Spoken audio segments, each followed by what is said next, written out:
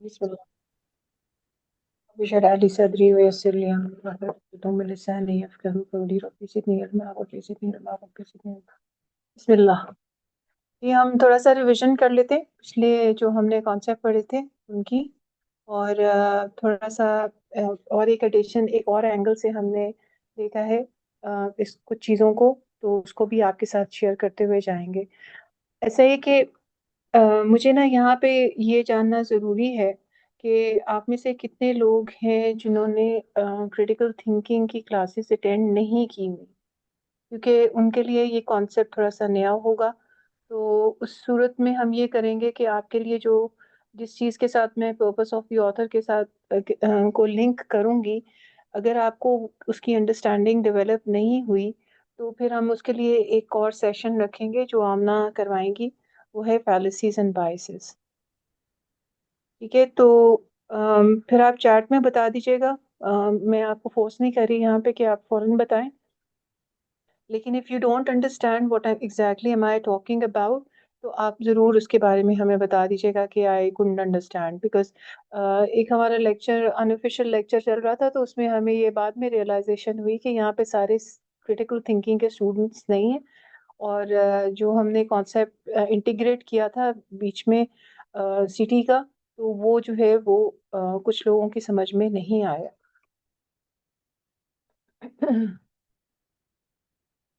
चलिए जी, हम थोड़ी सी रिवीजन पहले करते हैं। पिछला एक रिकैप है, हमने जो पिछले लेसन में पढ़ा था वो राइटिंग प्रोसेस था, ऑथर्स पर्पस था और pre writing techniques and strategies पढ़ी थी।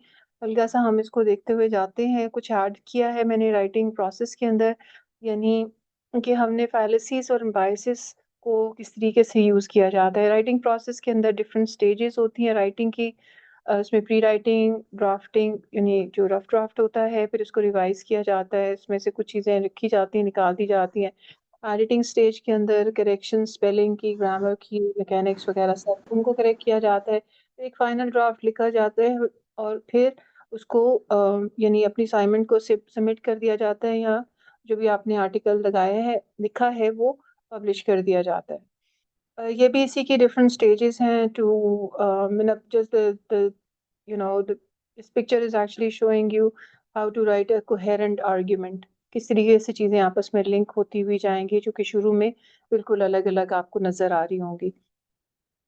ये हमने सोच देखा था कि राइटर्स जो राइटिंग स्किल है उसकी कुछ डिफरेंट स्टेजेस होती हैं, उसमें से गुजरना होता है। वो जब भी कोई राइटर कोई चीज़ लिखता है तो उसका अपना पर्पस होता है, एक खास पैटर्न को अडॉप्ट करता है, उसके पीछे भी उसका कोई मकसद होता है।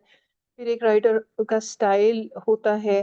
फिर पैराग्राफ राइटिंग क्या चीज़ है, उसके कितने कंपोनेंट्स हैं, ऐसे राइटिंग है, क्रिटिक। हम लोग सिर्फ पैराग्राफ राइटिंग तक इसे स्टॉप करेंगे। अगर आप चाहेंगे तो हम आगे से कंटिन्यू करेंगे, वरना यहाँ तक हम ख़त्म कर देंगे। इसके साथ मैं आपको ये भी बताना चाह रही हूँ कि हम जो है ना चाह रहे थे कि हमारा एक प्रॉपर ग्रुप बने जिसके अंदर हम आपको छोटे-छोटे टास्क जो है ना वो डेली बेसिस के ऊपर भेजें, ताकि आपके जो भी कॉन्सेप्ट्स आपको पढ़ाए गए हैं उसकी रीइंफोर्समेंट हो सके। तो कोशिश करके मैं आज करूँगी कि मैं आपसे एक ही जो कि हमने प्री राइटिंग टेक्निक हमने कवर कर लिया था, वो तो आइडियाज़ को कलेक्ट करने के डिफरेंट तरीके होते हैं, लेकिन पैटर्न ऑफ ऑर्गेनाइजेशन है। यानी किसी के लिखे हुए टेक्स्ट के अंदर भी पैटर्न ढूंढना, और जो खुद भी लिखा है हमने किस पैटर्न से उसको लिखना है और क्यों उस पैटर्न को अडॉप्ट करना है, ये भी बहुत ज़रूरी है जानना कि पैटर्न होते हैं कितने किस्मों के हैं। और जिन जिन लोगों को पैटर्न समझ आ जाता है उनके लिए चीज अब किसी भी कंटेंट को कॉम्प्रिहेंड करना, अंडरस्टैंड करना इजी हो जाता है, और उनको वो रिटेंशन भी उनके लिए इजी होती है, क्योंकि वो याद रख सकते हैं इजीली, क्योंकि उनको पैटर्न समझ आ गया है। तो आज हमारा बेसिक टॉपिक पैटर्न है, लेकिन हम बाकी चीज़ों को भी रिवाइज करते हुए जाते हैं। पर्पस ऑफ द ऑथर में कुछ चीज़ें मैंने ऐड की हैं। थिंकिंग के हमारे पास क्रिटिकल थिंकिंग के स्टूडेंट्स काफ़ी ज़्यादा हैं, तो we are going to link it with that. So ये हमने पाए के बारे में पढ़ा था कि पैटर्न जो पर्पस ऑफ द ऑथर होता है उसके अंदर तीन चीज़ें लाजमी होती हैं। मतलब ये मतलब जनरली जो है ना बिगर अम्ब्रेला में आप देख लें कि डोमिनेंट जो हमारा पर्पस होता है वो यहाँ पर स्वेड एंड फॉर्मिंग या एंटरटेन है। और बिजनेस के अंदर हम एंटरटेनमेंट को निकाल लेते हैं और इसकी एंटरटेनमेंट की जगह कोलैबोरेशन डाल देते हैं। तो बिजनेस राइटिंग के अंदर पर्सुएशन भी होती है, इन्फॉर्मेशन भी होती है, मगर एंटरटेनमेंट की जगह कोलैबोरेशन होती है, क्योंकि in business writing you don't have room for entertainment. हमने जो चीज़ें ऐड की हैं, मतलब पर्पस ऑफ द ऑथर में वो कुछ ये है कि शायद ये मैंने आपको करवाया था, आई डोंट रिमेम्बर, लेकिन इसमें यह है कि पर्पस जो है वो बियॉन्ड पाए भी होता है, यानी कि sometimes you describe, explain, you express and instruct. ये क्वेश्चंस हमने किए थे कि ऑथर के पर्पस को जब जानना है तो किस तरह के सवाल आप पूछेंगे। ये सामने लिखे हैं कि अगर ऑथर यानी रीडर राइटर जो है वो आपको किसी एक्शन की तरफ डायरेक्शन दे रहा है, तो इसका मतलब है कि वो कोई आप वो परसुएसिव राइटिंग कर रहा है, यानी कि वो आपके बिलीव्स को चेंज करने की कोशिश करता है। इसी तरह से अगर कोई फैक्ट्स वगैरह या कोई ऐसी इंफॉर्मेशन आपको दे रहा है और उसमें आपको कोई परसुएशन के क्लूज नजर नहीं आते, तो वो इंफॉर्मेटिव होती है राइटिंग। और फिर वो आपको जो है कोई इमोशनल या एंटरटेनमेंट वाली या कोई जोक्स या नैरेटिव स्टाइल के अंदर चीजें लिख रहा है, तो वो एंटरटेनमेंट की चीजें होंगी। प्लीज अपने माइक को म्यूट रखिए क्योंकि रिकॉर्डिंग हो रही है। अच्छा जी, इसमें जो चीजें, अहमद, आप मुझे को होस्ट बना दें, मैं छोड़ूंगी।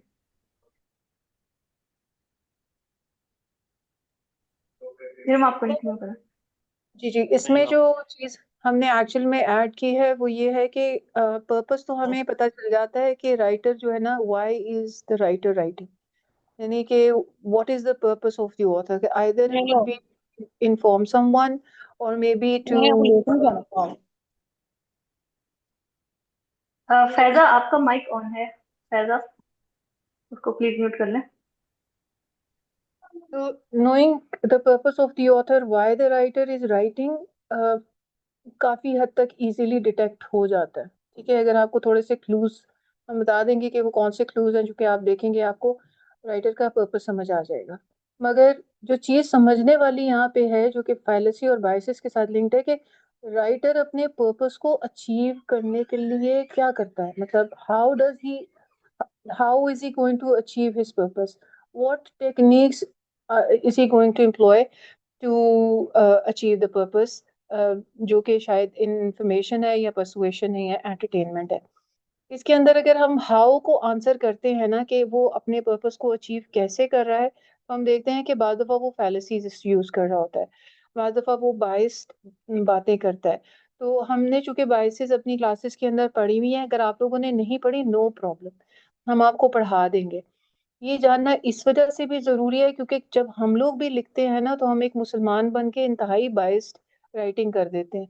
और हमें अगर तो आपने बिगर ऑडियंस को टच करना है, तो फिर आपको ये देखना है कि जो राइटिंग आप कर रहे हैं वो अनबाइस्ड हो, आपके रिलीजन से कॉन्ट्रडिक्ट भी ना कर रही हो, लेकिन एक उसमें बाइसनेस ना हो।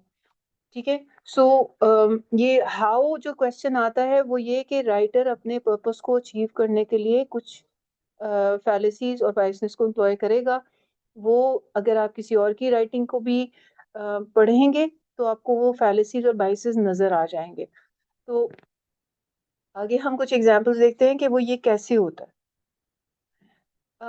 जैसे परसुएशन में author wants you to believe and do something, ये पीछे मैंने कहा था ना, एक्शन की तरफ डायरेक्शन देता है।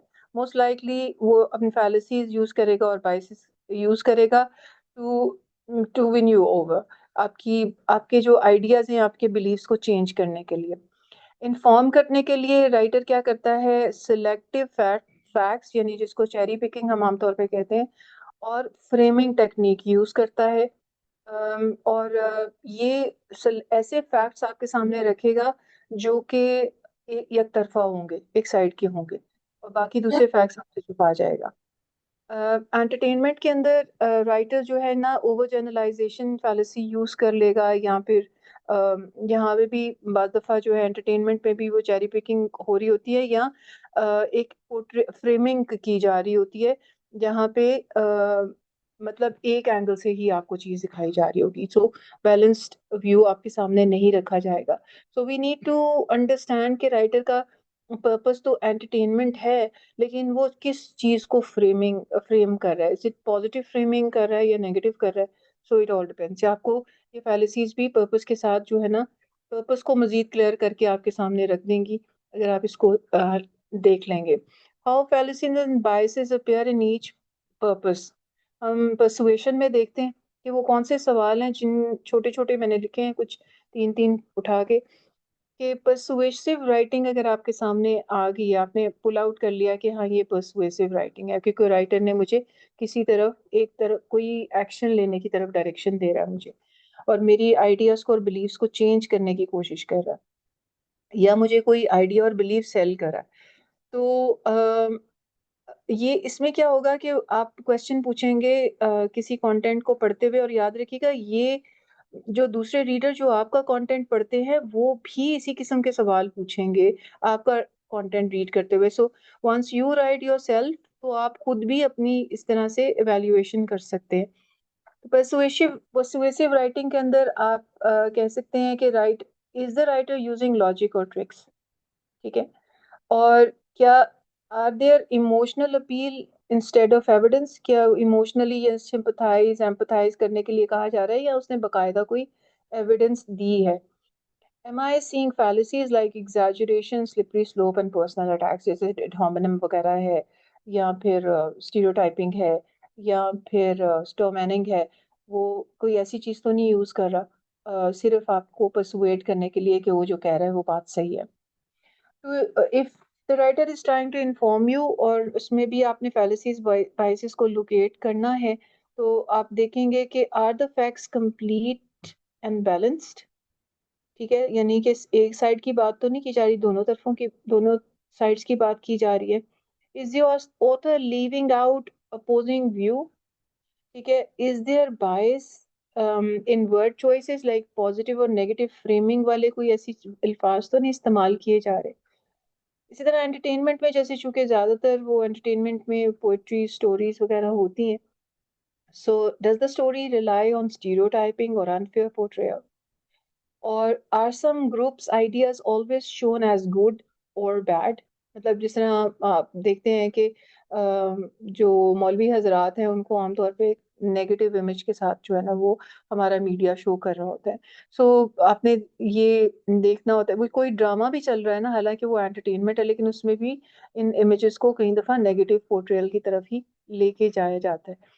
Could hidden biases shape how I feel about the topic? You जितने भी hidden biases हैं, sometimes you can't even, you can see it, but you, since we do not have in-depth knowledge about it, तो हम उनको name या label नहीं कर पाते। But we could see कि ये ना एक तरफा बात हो रही है, दूसरी साइड का ओपिनियन आपके सामने नहीं रखा जा रहा। इसमें यहाँ पे कुछ एग्जांपल्स हैं, जैसे if you don't vote for this leader the country will collapse, ये स्लिपरी स्लोप और फियर अपील है। अब यहाँ पे जैसे सर साहिल कहा करते हैं कि जो जो भी चीजें हम मतलब लोगों को कन्विंस करने के लिए दो चीजें इस्तेमाल की जा रही होती हैं, वो एक होती है fascination, fear and fascination. So fear भी इस्तेमाल किया जाता है टू परसुएट, एंड फैसिनेट भी, यानी आपको इतनी उसकी पॉजिटिव चीजें बताई और इतने बेनिफिट्स बताए जा रहे होते हैं कि आप जो है ना मतलब मान जाए। सो फियर और फैसिनेशन आमतौर पे यूज की जा रही होती है। और शोज कॉन्फर्मेशन बाइस, only giving evidence that supports their side. तो इसके अंदर जैसे फैलेसीज पर्सुएशन के अंदर कौन कौन सी यूज की जा सकती हैं फैलेसीज, वो हैं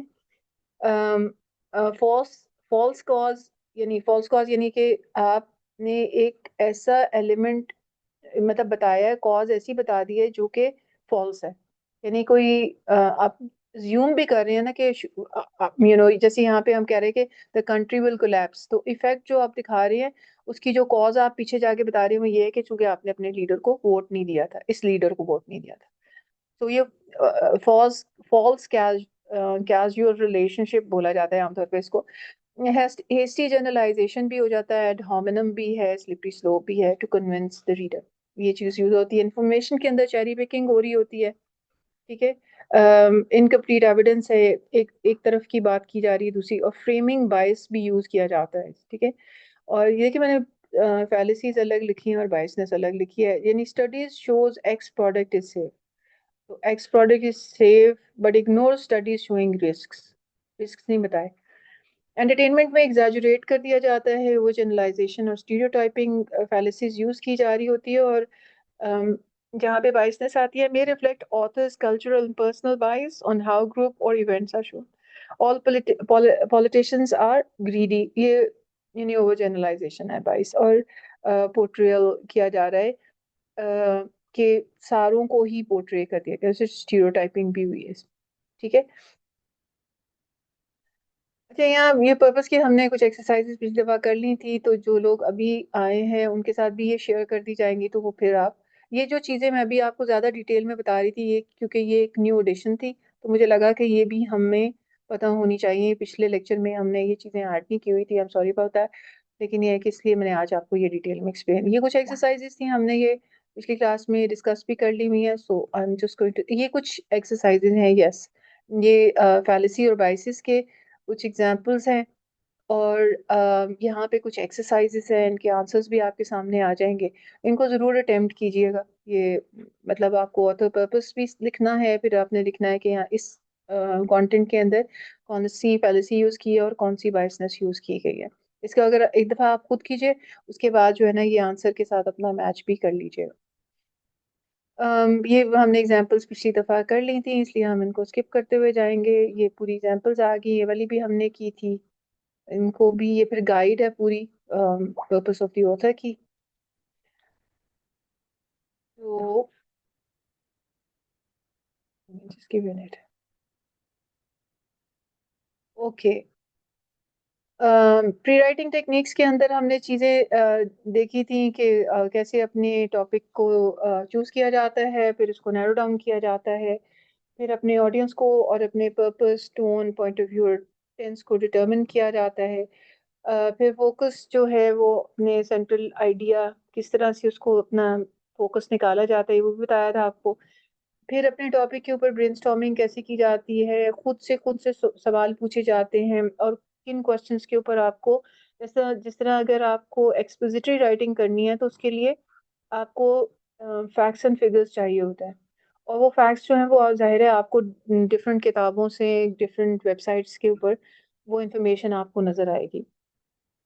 फिर एंड के ऊपर जितने भी आइडियाज आपने इकट्ठे कर लिए हैं, उन सबको एक ऑर्गेनाइज तरीके से आपको लिखना होता है, उसको आउटलाइन करना भी कहते हैं। तो ये प्लान करना होता है बेसिकली। ठीक है। अब ये वो चीजें आ गई हैं। ठीक है, एक मैंने पिछली दफा आपको अलग अलग से एक्सप्लेन की थी। स्ट्रैटेजीज के अंदर भी हमने ये सारी स्ट्रैटेजीज देखी थी, जिसमें ब्रेनस्टॉर्मिंग है कि आप एक लिस्ट बना लेते हैं चीज़ों की, जो भी आप कुछ लिखने बैठे हैं तो अपने मतलब अपने दिमाग से जो चीज़ें आ रही हैं आप लिखते जा रहे हैं। इसके अलावा रिसर्च करके भी आप ये चीज़ें पुल आउट कर सकते हैं। इस तरह ये एक एक्सरसाइज हमने की थी, जिसको अब मैं सिर्फ स्किप करते आगे भी चलती जाऊँ। फ्री राइटिंग में भी हमने कहा था कि आप अपने आप को 5 से 10 मिनट दीजिए, और जो दिमाग में आता है उसको बस लिखते जाइए, जो जो आता है लिखते जाइए। हो सकता है कोई ऐसी चीज़ें भी आप लिखें जो कि फ़ायदेमंद ना हो, but just keep writing, don't stop. तो इस तरह ये हमने कुछ एक्सरसाइजेस भी देखी थी। क्लस्टरिंग के अंदर हमने देखा था कि लोग बाद दफ़ा इस तरह का क्लस्टर बनाने में कंफर्टेबल होते हैं। इन क्लस्टर्स को बना के वो फिर उनको पता होता है कि ये मेरा मेन टॉपिक है, बाकी सब टॉपिक्स हैं, और सब टॉपिक के आगे भी उनकी कुछ डिटेल मौजूद है। ये फिर एक एक्सरसाइज थी। क्वेश्चनिंग के अंदर हमने देखा था कि 5 W's और 1 H, जिसमें who, what, where, when, why और हाउ, ये क्वेश्चन बहुत इंपॉर्टेंट होते हैं, जो कि क्वेश्चन करने होते हैं जब आप कोई भी चीज़ लिखने के लिए बैठें, तो ये आपको एक अलग डायमेंशन दे देते हैं। क्वेश्चनिंग टेक्निक की भी फिर ये एक्सरसाइज थी हमारे पास। फिर उसके बाद प्री राइटिंग के अंदर आउटलाइनिंग की, अभी जैसे मैं आपको बता रही थी कि जो आइडियाज इकट्ठे कर लिए जाते हैं, फिर उनको एक सिस्टमेटिक फॉर्म के अंदर आप ना लिख लेते हैं। एक ये पहले ही पैराग्राफ के अंदर, for example if you are writing an essay, तो जो बॉडी का पहला पैराग्राफ होगा उसके अंदर पहले पैराग्राफ में क्या जाएगा, दूसरे में क्या जाएगा, तीसरे में क्या जाएगा, या आप सिस्टमेटिकल, और फिर उसके बाद भी उसके अंदर भी आपने ऑर्गेनाइज करना होता है, क्योंकि पैराग्राफ के अंदर भी कोहेरेंस का होना बहुत ज़रूरी होता है। इस वजह से उनके अंदर भी स्ट्रक्चर को आप ऑर्गेनाइज करके, जैसे पहले पॉइंट में टोन मसल्स कर लूंगा, और स्ट्रेंथन्स हार्ट, ये वाला पॉइंट लिखूंगा फिजिकल बेनिफिट्स के अंदर। फिर हमने लिस्टिंग किया था, लिस्टिंग जस्ट लाइक ब्रेनस्टॉर्मिंग, यहाँ पे बस आप 1 2 3 करके आइडियाज को लिस्ट करते हुए जाते हैं, ये एक्सरसाइज थी। फिर उसके बाद looping, looping actually free writing की तरह होता है। 5 से 10 मिनट, जिस तरह आपको कहा था पीछे के 5 से 10 मिनट दिए जाते हैं, और फिर आप जो है ना लिखते हैं, लेकिन यहाँ पे लूप की तरह चलता है, यानी आप पहले फ्री राइटिंग करते हैं, फिर उसमें से बेस्ट आइडिया निकाल लेते हैं, फिर दूसरी दफा फ्री राइटिंग करते हैं, फिर उससे बेस्ट आइडिया निकाल लेते हैं, फिर तीसरी दफा लिखते हैं, और फिर उसका आप जो अपना थीसिस स्टेटमेंट वगैरह है वो चीजें नीचे क्लियर कट अपना टॉपिक ऑफ द पैराग्राफ, या sorry topic sentence of the paragraph, और maybe thesis statement of the your ऐसे जो है वो आप उसको क्लियर कट लिख लेते हैं, आपके पास फोकस टॉपिक आ जाता है।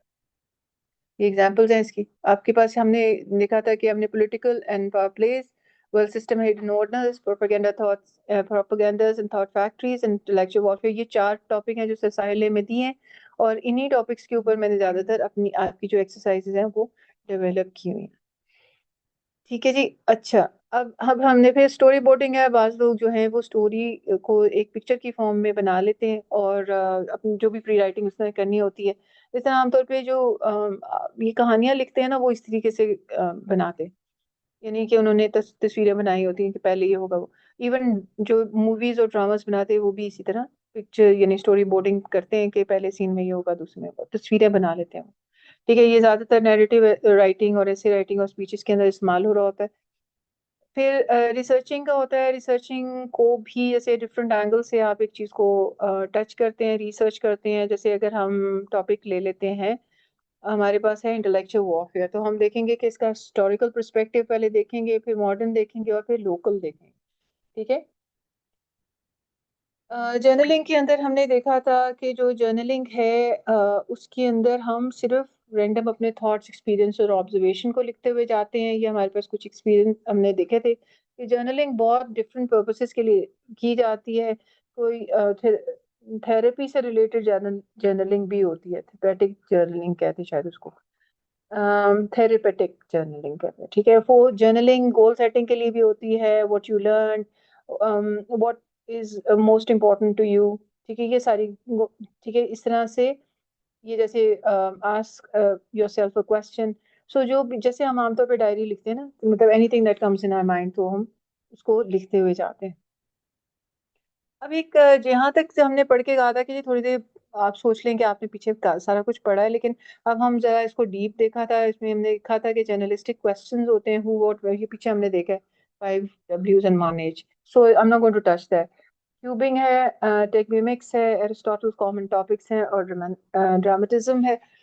इसके अंदर हमने क्यूबिंग में देखा था कि जी क्यूब के 6 साइड्स होते हैं, तो 6 सवाल होते हैं जो कि आपने किसी भी टॉपिक के बारे में खुद से पूछने होते हैं, और उनको इन इन सवालों को, ये कुछ यहाँ पे लिखे भी हुए हैं, उनको पूछेंगे तो फायदा क्या होगा कि you will think beyond the obvious. ठीक है, इन क्वेश्चंस को अगर आप अच्छे तरीके से कर लेते हैं तो you'll discover fresh angles for your writing and debate anything that you're writing, creative writing के लिए, and plenty of raw material and outlines and drafts are going to be available for you. So these examples are right in front of you. Cubing के अंदर describe it, compare it, associate it, analyze it, apply it and argue for and against it. So यहाँ पे example भी दी हुई है, ये कुछ एक एक्सरसाइज भी आपको दी थी, और इसके आगे आंसर्स भी आपको दे दिए। डेगमिमिक्स के अंदर हमने देखा था कि 3 चीजें होती हैं, 3 एलिमेंट्स होते हैं, ये एक लिंग्विस्टिक थ्योरी है। इसके अंदर पार्टिकल, वेव और फील्ड होता है। पार्टिकल में भी व्हाट इज इट पूछा जाता है, फिर कि ये चीज, उसका प्रोसेस देखा जाता है कि कोई भी चीज है या कोई भी आइडिया है वो ओवर द टाइम कैसे चेंज हुआ।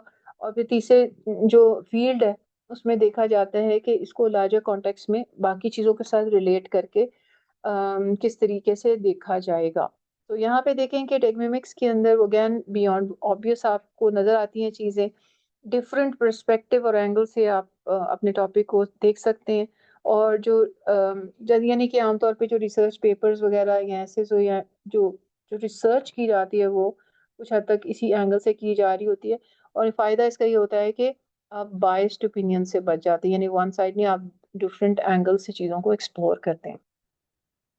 इसकी भी हमारे पास ये हमने एग्जांपल्स भी दी और कुछ एक्सरसाइजेस भी हमने कर ली थी। ठीक है, आगे आगे अरिस्टोटल कॉमन टॉपिक्स, तो उसमें अरिस्टोटल का कहना है कि जी अगर अगर आप इन सवालों को जैसे define, compare, relationships, circumstances and testimony, इस एंगल से अगर आप किसी टॉपिक को, किसी भी चीज के बारे में अगर पढ़ लिया है आपने, तो you can talk about any subject that you want. ठीक है, इसका फ़ायदा ये होगा कि आपकी थिंकिंग एक्सपैंड कर जाएगी। ये आर्गुमेंटेटिव जो कि हमारा काम है, हमने आर्गुमेंटेटिव राइटिंग करनी है ना, क्योंकि हम लोग सर ने जो हमें टॉपिक दिए हैं वो है ही सारी आर्गुमेंटेटिव राइटिंग के ऊपर, ठीक है। पर्सुएड करना है या कन्विंस करना है किसी को। और एक्सपोजिटरी राइटिंग जहाँ पे फैक्ट्स एंड फिगर्स के साथ बात की जाती है, फैक्ट्स एंड फिगर्स देकर भी परसुएड किया जा सकता है। मैंने आपको बताया था कि पीछे के ये जितने भी हम पर्पस ऑफ द ऑथर है, ये आपस में ओवरलैप करते हैं कई जगहों के ऊपर, आपको तीनों पर्पस नजर आ रहे होंगे। ठीक है। They they help you see different perspective and, और आपको इन डेप्थ नॉलेज और एक बैलेंस्ड व्यू आपको मिल जाता है चीज़ों को देखने का। इसके बाद भी हमारे पास एग्जांपल्स थी और एक्सरसाइजेज वगैरह भी हैं। ये चारों टॉपिक्स के ऊपर डिफरेंट एग्जांपल और प्रैक्टिस एक्सरसाइजेज आपको थी। फिर ड्रामेटिज्म होता है, ये ना किसी सिचुएशन को, कॉम्प्लेक्स सिचुएशन के एनालिसिस करने के लिए यूज किया जाता है आमतौर पे। इसके अंदर एक एक्ट होता है, scene, agent, agency, purpose and attitude है। तो एक्ट के अंदर होता है कि क्या हुआ, कहाँ हुआ और कब हुआ, कौन इन्वॉल्व था, कैसे हुआ। पर्पस में बता दिया जाता है कि जी ये हुआ ही क्यों था, मतलब व्हाई डिड इट हैपन। और फिर एक और छठी डायमेंशन इसके अंदर आती है, वो कहलाती है एटीट्यूड। और ये है कि उसकी उसकी एजेंट की टोन को सेट करती है। टोन क्या होता है जी? टोन आगे चल के हम इसकी डिटेल खोलेंगे। टोन जब हम स्टाइल पढ़ेंगे, टोन होती है एटीट्यूड, राइटर का अपना एटीट्यूड टुवर्ड्स द टॉपिक। सो जैसे एज आई सेड कि इसका फायदा क्या होता है कि एनालिसिस कॉम्प्लेक्स सिचुएशन के इजीली हो जाते हैं। अम, आपको किसी भी सिचुएशन के अंदर जो राइटर हैं उनके मोटिव्स, उनकी और जो कॉन्फ्लिक्ट स्टोरी आपको सुनाई जा रही है उसके कॉन्फ्लिक्ट भी नजर आना शुरू हो जाते हैं, और चीज़ों के आपस में लिंक और रिलेशनशिप भी नजर आना शुरू, कौन सी चीज़ के। ये अगर आप इन इन 6 पॉइंट्स के ऊपर फोकस करके किसी भी सिचुएशन के एनालिसिस करेंगे, so you will get to understand के what actually is the writer talking about. जैसे ये हमारी जो ड्रामेटिज्म है ना, ये जब आप कोई नॉवेल्स वगैरह पढ़ते हैं तो उसके ऊपर आप आसानी से अप्लाई कर सकते हैं। I mean you right novel, तो आप भी ये देखें कि आपको भी इन एलिमेंट्स को ऐड करना होगा। फिर इसकी एक्सरसाइजेस थी। तो ये हमारे डिफरेंट टॉप, मैंने एग्जांपल्स दी हुई हैं, कुछ एक्सरसाइजेस हैं। अब आज हमारा टॉपिक है pattern of organisation. Pattern of organisation यानी तमाम टेक्स्ट जो लिखा जाता है वो किसी खास पैटर्न पे लिखा जाता है। ये बहुत इंपॉर्टेंट और बड़ा सेंसिटिव किस्म का टॉपिक है, क्योंकि पैटर्न्स अगर आप देख लेते हैं ना लोगों के, मतलब हर चीज के अंदर अल्लाह ताला ने ना पैटर्न बनाए हुए हैं। गुफ्तगू में भी, आपके सोचने के अंदाज में भी, वो भी आपका माइंड भी पैटर्न्स पे चलता है। और इसी वजह से कहा जाता है कि जब आप कोई चीज मतलब लिखने के लिए बैठे हैं तो अडॉप्ट करें वाइजली कि किस पैटर्न के ऊपर आपने लिखना है। जो हम शेक्सपियर वगैरह हैं, शेक्सपियर, चार्ल्स डिकन, या कोई भी उर्दू राइटर आप अल्तमश को देख लें या नसीम हिजाजी को देख, एक ही पैटर्न उनका वो अडॉप्टेड होता है, एक ही स्टाइल उनका होता है जिस स्टाइल से वो, और हमें चूंकि आदत होती है एक रीडर राइटर को पढ़ने की, तो हम उसी पैटर्न को देख रहे होते हैं कि अगर इसी स्टाइल से किसी ने लिखा होगा तो हमें अच्छा लगेगा वो पढ़ के। सो पैटर्न ऑफ ऑर्गेनाइजेशन जानना क्यों जरूरी है? क्योंकि हमारा माइंड पैटर्न के ऊपर वर्क करता है, ठीक है। Recognising pattern of organisation, ask yourself, look for organizational word fusion, why your brain likes pattern and categories। Pattern होते क्या हैं? strategies for recognizing patterns of organization, and patterns करते क्या हैं? they'll like जो है ना, they'll make you more focused। आप पैटर्न एक दफा आप चीज को समझ लेते हैं ना कि इस पैटर्न के ऊपर लिखी है, तो रिटेंशन इजी हो जाएगी आपकी, ठीक है। ये कुछ कॉमन पैटर्न्स आपके सामने लिखे हुए हैं, इससे कहीं ज्यादा मैं अभी आपको दिखाऊंगी। वैसे कि हमारे पैटर्न ऑफ ऑर्गेनाइजेशन में क्रोनोलॉजिकल सीक्वेंस है, जो कि टाइम सीक्वेंस आपको नजर आएगा हिस्ट्री की किताबों के अंदर। कंपेयर एंड कॉन्ट्रास्ट जो है वो, यानी कई ऐसी चीजें हैं जिनको आपस में कंपेयर किया जा रहा था, विच मीन्स के सिमिलैरिटीज को डिस्कस किया जा रहा है, कॉन्ट्रास्ट बताया जा रहा है तो डिफरेंसेस। और अगर राइटर कंपेयर एंड कॉन्ट्रास्ट दोनों को इन्वॉल्व कर रहा है, तो वो सिमिलैरिटीज भी दो चीजों की, दो किताबों की, दो शहरों की, दो पर्सनालिटीज की सिमिलैरिटीज भी बताएगा और कॉन्ट्रास्ट भी बताता हुआ जाएगा। कॉज एंड इफेक्ट के अंदर होता है कि कोई भी आपके सामने इफेक्ट नजर आपको आता है, कोई चीज, कोई काम हुआ है, और उसका पीछे रिवर्स जाके आप उसका इफेक्ट, उसका कॉज ढूंढते हैं कि ये काम क्यों हुआ है, कैसे हुआ है, किसकी वजह क्या थी। इसी तरह आप प्रॉब्लम एंड सोल्यूशन जो है, प्रॉब्लम एंड सोल्यूशन के अंदर एक प्रॉब्लम राइटर आपके सामने रखता है और फिर उसका सोल्यूशन देता है। तो आप देखते हैं कि आपने आपने खुद से अगर कोई चीज़ लिखी है, तो आप देखिए कि आपने एक प्रॉब्लम का ज़िक्र किया है।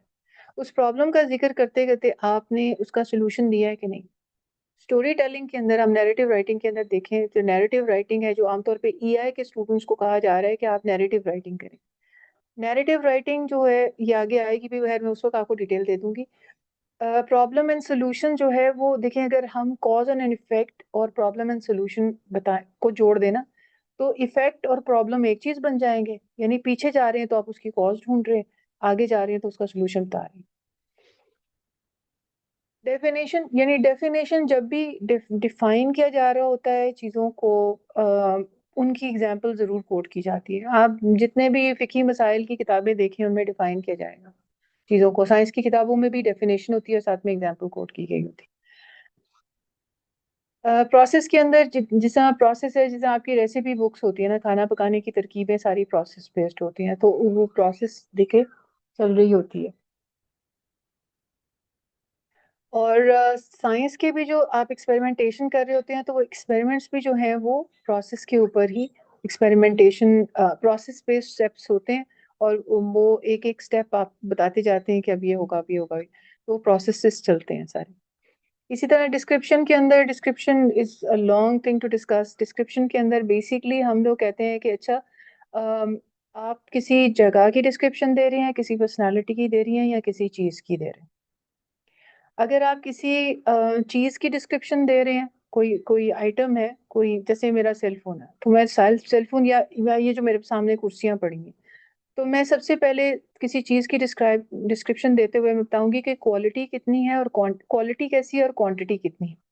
क्वालिटी और क्वांटिटी को डिस्कस किया जाता है। क्वांटिटी तो नंबर में आ जाती है कि 4 है, 5 है, 6 हैं, जितने भी। लेकिन क्वालिटी को डिस्कस करके तो मज़ीद डिस्क्रिप्शन आती है कि आप उसके फीचर्स बताते हैं, कलर बताते हैं, उसकी शेप बताते हैं, उसका साइज़ बताते हैं, उसके अंदर बहुत सारी चीज़ें आ जाती हैं। जब रूम की डिस्क्रिप्शन देते हैं, आमतौर पे जो हम कहते हैं कि अपने कमरे को डिस्क्राइब करें, अपने बेडरूम को, तो आपका एक पॉइंट ऑफ रेफरेंस होता है, जो कि जनरली दुनिया में जो लोग यूज़ करते हैं, वो ये है कि when you are describing your room और एनीबॉडी एल्सेस रूम, तो you stand at the entrance of the room and you describe it. ठीक है? और वो आप स्पेस ऑर्डर डिस्क्राइब करते हैं कि कौन-सी चीज़ किधर पड़ी है। तो आपने एक पॉइंट ऑफ रेस्ट है कि मैं एंट्रेंस पे खड़ा हूँ और मैंने ये मेरे सीधे हाथ की तरफ ये पड़ा है, उल्टे हाथ की तरफ मेरे सामने खिड़की है, उसके सामने बेड पर। सो ये क्यों ज़रूरी होता है? क्योंकि एक पॉइंट ऑफ रेफरेंस जो है ना, वो रीडर को चाहिए होता है। अगर आप उसको पॉइंट ऑफ रेफरेंस नहीं देंगे, तो वो ना अंडरस्टैंड ही नहीं कर पाएगा कि आपने उसको क्या पिक्चर दिखाई है। वो पिक्चर डेवलप नहीं कर पाएगा व्हाइल रीडिंग। ये चीज़ है। अगर आप किसी ग्राउंड की डिस्क्रिप्शन दे रही हैं, वहाँ पर भी आपको एक कोई रेफ़रेंस पॉइंट रखना पड़ता है कि यहाँ मैं खड़ा हूँ और यहाँ से सामने मेरे ये चीज़ें हैं, और मेरे पीछे ये है और मेरे आगे ये है, चाहे ग्राउंड में खड़े। इसी तरह किसी पर्सनैलिटी की डिस्क्रिप्शन देते हुए हम एट्रिब्यूट्स डिस्कस करते हैं। पर्सनैलिटी एट्रिब्यूट्स हैं, जिसमें आपके जो है ना फिज़िकल एट्रिब्यूट्स होते हैं, जिसमें आपका चेहरा, आपका आपका कद, आपका रंग, आपकी आँखों का रंग, बालों का रंग वगैरह डिस्क्रिप्शन होती है उसकी। उसके बाद आपके जो है ना जैसे कह लें कि हैबिचुअल एट्रिब्यूट्स होते हैं, वो काम जो आप रोज़ करते हैं, तो उनके ऊपर डिस्क्रिप्शन आ जाती है कि आप डिस्क्राइब करेंगे कि जी, ये रोज़ाना वो काम जो रोज़ाना करता है, यानी कि नमाज़ रोज़ाना पढ़ता है, ठीक है? अम इसी तरह फिर हमारे इंटेलेक्चुअल एट्रीब्यूट्स आ जाते हैं कि उसकी मतलब लर्निंग कितनी क्विक है, उसकी ग्रास्प कितनी अच्छी है, वो कितना अंडरस्टैंड कर लेता है वगैरह। फिर इमोशनल भी होते हैं कि वो कितने गुस्से में आता है, कैसे है, ये चीज़ें आ जाती हैं। तो इस तरह बस डिस्क्रिप्शन जो है ना, ये बहुत लंबा टॉपिक है। इसके ऊपर I can go on and on and on, कि किस चीज़ को कैसे डिस्क्राइब, जनरली आपको तेज़ी से ये बता दिया है कि जब आप किसी भी चीज़ को डिस्क्राइब करें, और डिस्क्रिप्टिव राइटिंग जो होती है ना, वो हर चीज़ के अंदर होती है। हर तरह की राइटिंग के अंदर डिस्क्रिप्शन आती है। उसको आप अलग नहीं कर सकते। लेकिन कुछ ऐसी चीज़ें भी होती हैं जो स्पेसिफिकली आपको पढ़ के लगेगा कि ये डिस्क्रिप्टिव राइटिंग हुई। सो उसमें प्राइमरी पर्पस जो होगा वो डिस्क्रिप्शन ही होगा। नैरेटिव राइटिंग, जैसे मैं अभी आपको बता रही थी कि प्रॉब्लम सोल्यूशन को डिस्क्राइब करते हुए कि ये मैं वहां पे आपको बताऊंगी। अच्छा, ये वो हैं जो 1 2 3 4 5 6 7 8, ये 8 सबसे इंपॉर्टेंट है, मोस्ट कॉमनली यूज्ड है। ठीक है, ज्यादातर इसी को इस्तेमाल किया जाता है। नैरेटिव राइटिंग होती है स्टोरी टेलिंग। हम तो स्टोरी टेलिंग क्या है जी? स्टोरी टेलिंग दो तरह की होती है, यानी फिक्शन भी है, नॉन फिक्शन भी है। अच्छा, अगर स्टोरी टेल हमने फिक्शन और नॉन फिक्शन देखा है, फिक्शन वो है, वो फर्जी कहानियां, झूठी कहानियां। नॉन फिक्शन के अंदर ट्रू स्टोरीज। लेकिन क्या चीजें दोनों में कॉमन है? एक फिक्शन है, एक नॉन फिक्शन, दो जो चीजें इनमें कॉमन होगी। स्टोरी के अंदर कैरेक्टर्स होंगे, उसके अंदर डायलॉग्स होंगे, चाहे वो सच्ची कहानी है या झूठी। उसके अंदर यानी प्लॉट होगा, जो बहुत अहम है।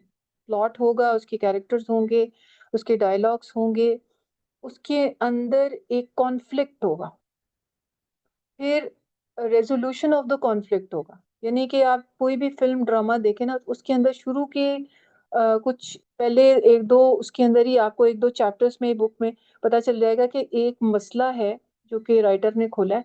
लेकिन इस मसले का ना एंड होने से पहले पहले राइटर उसका सोल्यूशन भी दे देगा, रिजॉल्व कर देगा उसको। ठीक है, सो स्टोरीज इस तरह से चलती। सो ये चीजें एलिमेंट्स होते हैं किसी भी स्टोरी टेलिंग के। नैरेटिव राइटिंग जो होती है एक और किस्म की भी होती है। मैंने जैसे आपसे कहा fiction, non fiction. Non fiction के अंदर रियल स्टोरीज होती हैं, लेकिन उनके एलिमेंट्स वही हैं जो कि फिक्शन वाली स्टोरीज के हैं। और फिर एक और तरह की जो नॉन फिक्शन के अंदर आती है, वो होती है इवेंट की डिस्क्रिप्शन। जैसे हमने कहानी में देखा कि कहानी के अंदर the emphasis is on the characters and dialogues. Non fiction के अंदर जहाँ इवेंट डिस्क्रिप्शन होती है, the emphasis is on the event and not the characters and dialogues. तो दो फर्क है, होती दोनों नैरेटिव राइटिंग है। फॉर एग्जांपल, आपने अगर कोई इस तरह की मतलब डिस्क्रिप्शन देनी है, जैसे कि आपके कोई फंक्शन हुआ है, जैसे स्कूल हमारे यहाँ जो स्पोर्ट्स डे होते हैं, तो उसमें आपने स्पोर्ट्स के अंदर जो जो इवेंट्स होते हैं आप उनको डिस्क्राइब करेंगे, ना कि कौन कर रहा है। ठीक है, यानी कि आप कहें कि जी रिले रेस हुई है जी, टग ऑफ वॉर हुआ है, आप उसको डिस्क्राइब करते हुए जाएंगे, but you are not going to focus on the people. Okay, so event event ये नैरेटिव राइटिंग दो तरह की है, और जो नॉन फिक्शन है उसके आगे दो फिर चीजें आ जाती हैं। तो इसके अलावा एक क्लासिफिकेशन भी होती है, पैटर्न आपको नजर आएगा कि जैसे आमतौर पे साइंस की बुक्स के अंदर आपको साइंटिफिक राइटिंग के अंदर आपको क्लासिफाई हुई चीजें नजर आ रही होती हैं।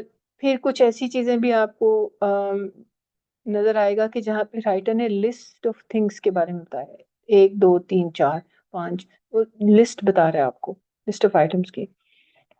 ऑर्डर ऑफ इम्पोर्टेंस भी पैटर्न ऑफ ऑर्गेनाइजेशन के राइटर एक मतलब देख रहा है कि किस चीज, कौन सी चीज बहुत अहम है, और ये कहेगा and the most important thing is, and the least important thing is. तो ऑर्डर ऑफ इम्पोर्टेंस उसने मेंटेन किया होगा। सॉरी, स्पेस ऑर्डर, जैसे मैंने आपको डिस्क्रिप्शन में बता दिया है कि स्पेस ऑर्डर बहुत अहम होता है, कौन सी चीज किधर पड़ी है। और फिर ये याद रखिएगा कि लैंग्वेज यूज करते हुए, जैसे सर साहिल आपको कह रहे होते हैं ना कि मुझे प्रोनाउन समझ में नहीं आते, ये बहुत अहम चीज है। प्रोनाउंस आपको समझ में मतलब समझना, किसी को समझा पाना प्रोनाउन इस्तेमाल करके। ठीक है, प्रोनाउंस जो हमारे एक वर्ड यूज किया जाता है जिसको कहते हैं डेक्टिक मार्कर्स। डेक्टिक मार्कर्स होती है पॉइंटिंग लैंग्वेज। अच्छा, ये पॉइंटिंग लैंग्वेज भी 3 तरह की होती है। यहाँ पे स्पेस ऑर्डर आते हैं ना, स्पेस के लिए भी इस्तेमाल की जाती है। और उसके अंदर बेसिकली लैंग्वेज इस तरह से यूज होती है ना कि आप टेम्पोरल डिक्टिक्स होते हैं, टेम्पोरल होते हैं टाइम के हिसाब से। यानी कि अगर आपने वॉज इज की जगह वॉज यूज किया है, इसका मतलब है आप पास्ट टेंस की बात करें। ठीक है, तो टाइम होता है और पर्सन होता है। पर्सनल डिक्टिक मार्कर्स होते हैं और स्पेशल डिक्टिक मार्कर, यानी कि पर्सनल होते हैं ही शी इट दे या योर मैजेस्टी वगैरह करके जो अल्फाज इस्तेमाल किए जा रहे होते हैं, वो भी पॉइंट आउट कर रहे होते हैं कि ये आप किसके बारे में बात करें। अगर आप शुरू में वो इसमें एक और कॉन्सेप्ट आ जाता है, ये बहुत डिटेल हो जाएगी, फिर किसी वक्त अल्लाह ने मौका दिया तो फिर बात करेंगे इसके ऊपर। जो मैंने आपको बताया कि टाइम ऑर्डर होता है, जो जहाँ पे आप टाइम के बारे में, स्पेस ऑर्डर, स्पेस ऑर्डर हम इसके, हाँ स्पेस ऑर्डर के अंदर होता है कि यहाँ या वहाँ। कहाँ। ठीक है, ये एक फैकल्टी है जो कि जानवरों में नहीं पाई जाती ना, दे कांट अंडरस्टैंड कि यहाँ या वहाँ कितनी दूर। बी कम्युनिकेशन सबसे ज्यादा मशहूर कहलाती है, लेकिन बी जो है ना ये कम्युनिकेट नहीं कर पाती कि ये जो नेक्टर है वो कहाँ पे मौजूद है। ठीक है। सो ये जो स्पेस ऑर्डर है ये आपको जगह के बारे में बताता है कि कोई चीज किधर है। ये ना 5 years ago जैसे हम टाइम ऑर्डर, ये टाइम टिक टिक मार्कर है, तो इनको भी यूज किया जा रहा होता है। फिर समरी होता है ओवरऑल, आप राइटर जो है ना वो आपको ना एक सम अप करके चीजें बता रहा है। उसने कुछ चीजें पढ़ी हैं और उसने बस उसको आपको समराइज करके बता दिया, वो डिटेल में नहीं जा रहा, जिस समरी बताता है। ठीक है। जनरलाइजेशन या जनरलाइजेशन आमतौर पे इस तरह ये वाला वर्ड जो होता है ना वो जनरलाइज करने वाला है और एग्जाम्पल देना। जनरलाइजेशन आमतौर पे रिसर्च में इस्तेमाल किया जाता है कि जब हम बहुत बड़ी सैंपल साइज को लेके चलते हैं तो उस सैंपल की ना हम उसको जनरलाइज किया जा सकता है। रिसर्च जो होती है वो दो तरह की है, क्वालिटेटिव और क्वांटिटेटिव। सर ने भी अब हमारा एक सेशन लिया था। जो क्वांटिटेटिव रिसर्च होती है ना वो उसका सैंपल साइज और पॉपुलेशन बड़ी रखी जाती है, क्योंकि उसको जनरलाइज करने के लिए किसी को मैं कहूँ कि जी, मतलब एक एग्जांपल दे रही हूँ कि आपने कहा कौवा काला है, तो पाकिस्तान का भी काला है जी, इंडिया का भी काला है, साउथ अफ्रीका का भी काला है। मतलब आपने पूरी दुनिया से छोटे छोटे सैंपल लिए और फिर आपने जनरलाइज किया कि हाँ जी कौवा काला होता है। तो जनरलाइज करने के लिए सैंपल बहुत बड़ा चाहिए होता है। ठीक है। क्वालिटेटिव में हाउएवर क्वालिटेटिव रिसर्च जो होती है वो उसमें सैंपल इतना बड़ा नहीं होता, उसमें केस स्टडीज होती हैं और वो थीमेटिकली चलती है, उसमें थीम्स होते हैं। ठीक है। हम चाह रहे थे कि इसके ऊपर भी एक हम जो है ना क्लास रखें कि हम आपको कंटेम्प्रेरी रिसर्च का तरीका सिखाएं कि दुनिया वाले जो आपकी बात सुनेंगे वो कंटेम्प्रेरी रिसर्च की लैंग्वेज समझते हैं और उस लैंग्वेज उस वोकैबुलरी में और उस ग्रामर में आप जाके बात करेंगे तो उनको समझ आएगी what exactly you are talking about. So let's see, हम पहले हमारा प्रोजेक्ट फ्लैगशिप हो जाए फिर उसके ऊपर भी काम करेंगे। सो पैटर्न ऑफ ऑर्गेनाइजेशन को हम थोड़ा सा पर्पस के साथ लिंक कर लेते हैं। ठीक है। जैसे जो परसुएट करने वाला पर्पस होता है उसमें कॉज और effect, problem and solution, order of importance and compare and contrast, आमतौर पे ये वाला आपको नजर आएगा जहाँ पे राइटर परसुएट करने की कोशिश कर रहा है। इन्फॉर्म करते हुए राइटर डिफाइन करेगा, लिस्टिंग कर देगा, क्लासिफाई कर देगा, क्रोनोलॉजिकल ऑर्डर जो कि टाइम ऑर्डर कहलाता है, प्रोसेस बता देगा या डिस्क्रिप्शन देगा, या कॉज एंड इफेक्ट भी कई दफा इसके अंदर आ जाएगा। एंटरटेनमेंट में आमतौर पे नरेशन है, नरेशन के अंदर डिस्क्रिप्शन आती है काफी ज्यादा, यानी आप पर्सनालिटी को डिस्क्राइब कर रहे होते हैं, आप कैरेक्टर्स को डिस्क्राइब कर रहे होते हैं, आप स्पेस ऑर्डर डिस्क्राइब कर रहे होते हैं, और समटाइम्स यू यानी ह्यूमर और स्टायर यानी तंज और मिजाह के अंदर कंपेयर एंड कंट्रास्ट करके भी चीजों को दिखाया जा रहा होता है। तो यहाँ पे ये कुछ मैंने एग्जांपल लिखी है किस तरह से कॉज एंड इफेक्ट के अंदर हो रहा है और किस किस तरीके से परसुएसिव प्रॉब्लम सोल्यूशन है, ये सारी लिस्ट आपके। So purpose of pattern of organisation in the text होता क्या है? The purpose of using pattern of organization is to give writing a logical structure। और इसमें हमारे मसला आ रहा है काफी ज्यादा। मेरे पास काफी जो मतलब मैं कंटेंट जो मेरे ग्रुप के अंदर जो शेयर हो रहे होते हैं, मैं जनरली अपने कमेंट्स सेव रखती हूँ, मैं ज्यादा उसके ऊपर बात नहीं करती, लेकिन बेहतर तरीका यही होता है कि आप जो है ना जाके एक प्लेटफॉर्म से लोगों को बता दें। लॉजिकल स्ट्रक्चर नहीं होता हमारे कंटेंट के अंदर, हमें पता नहीं है कि किस चीज को कैसे ऑर्डर करना। इसके कुछ लिस्ट हैं जो कि पैटर्न ऑफ ऑर्गेनाइजेशन के अंदर हमने सिग्नल वर्ड्स होते हैं, यानी कि ऐसे ट्रांजिशनल वर्ड्स जो कि आपको बता देते हैं कि कौन सा पैटर्न इस्तेमाल किया है। We'll share the list with you. ठीक है, वो यहाँ मैंने ऐड नहीं की है क्योंकि वो फिर बहुत ज्यादा हो जाना था। तो स्ट्रक्चर देने के लिए ट्रांजिशन करनी पड़ती है, एक आइडिया से दूसरे आइडिया की तरफ आपने जाना है और आप कह रहे हैं कि और इसके अलावा, सो यू से एडिशनली, मोरोवर, ऑल्सो, इस तरह के वर्ड आप इस्तेमाल करेंगे। अगर आप कॉन्ट्रास्ट बता रहे हैं तो कहेंगे हाउएवर। ठीक है, नॉनदलेस, नेवरदलेस। तो एक आइडिया से दूसरे आइडिया को कनेक्ट करना बहुत जरूरी है। और फिर अगर आप ऐसे लिख रहे हैं या दो पैराग्राफ लिख रहे हैं तो पहले पैराग्राफ को दूसरे पैराग्राफ के साथ भी कनेक्ट करने के लिए आपको ट्रांजिशनल डिवाइसेस यूज करने पड़ते हैं।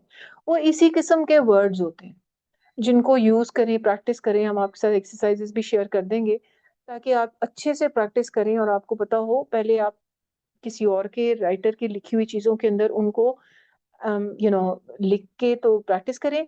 फिर आहिस्ता-आहिस्ता when you start using when you जब आपके ये प्रैक्टिस हो जाएगी तो ऑफ कोर्स आप अपनी राइटिंग के अंदर भी इसको यूज़ करने में आसानी होगी। रिमेंबर, ये पैटर्न को ऑर्गेनाइज करने में आपको ट्रांजिशनल डिवाइसेस, इनको सिग्नल वर्ड्स कहते हैं, भी कहा जाता है, लाजमी चाहिए होते हैं। And it acts like a map that guides both the reader and writer. ठीक है, सो पैटर्न आपको एक पूरा वो दे देता है। फायदा क्या होता है pattern of organization? For the reader it will make easy to understand, for writer it keeps the thought organized and focused. तो पहले हम रीडर का पढ़ लेते हैं। Help save time by following the flow quickly, improves memory and recall information and shows connection, यानी cause and effect and problem solution connection भी हमें आपको आपस में नजर आता है। तो द राइटर वो ऑर्गेनाइज रहेगा, फोकस्ड रहेगा, क्लियर पर्पस के साथ अपने आइडियाज को प्रेजेंट करेगा, आर्ग्यूमेंट जो परसुएसिव रहेगा और स्ट्रॉन्गर आर्ग्यूमेंट्स उसके रहेंगे, और प्रोफेशनलिज्म और क्रेडिबिलिटी डेवलप होती है if you have a clear structure of your pattern in your writing. So ये कुछ हैं, अगर आप अभी कर दें तो आई अप्रिशिएट। ये एक एक जुमला है, आप इनको चेक पढ़ें और बताएं कि इसके अंदर कौन सा ऑर्डर है लिखा हुआ। पहले तो आप इसको 1 मिनट में पॉज, इसको म्यूट करती हूँ खुद को भी, आप इसे पहले एक दफा पढ़ें, फिर आई रीड और आप बताते जाइए। और फिर हम, अगर आप खुद से कर लेते हैं तो मैं the next slide I have given the answers, तो वो भी हम डिस्कस कर लेंगे।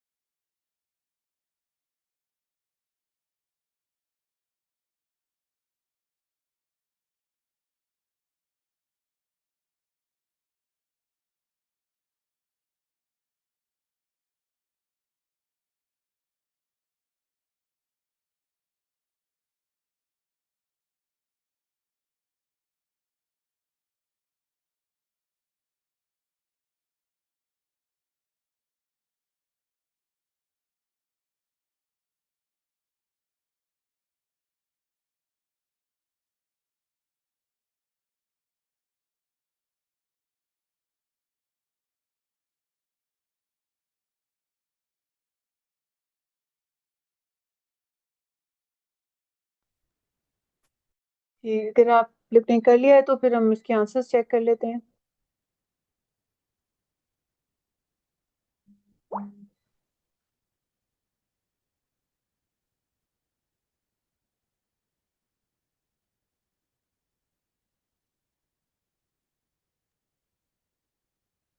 जी, जी, और हम आप करते हैं साथ में हम लोग कर लेंगे फिर हम लोग। हाँ ऑलमोस्ट हो गया। A republic is a country where people elect their leaders. It's a definition. Okay, good. Good.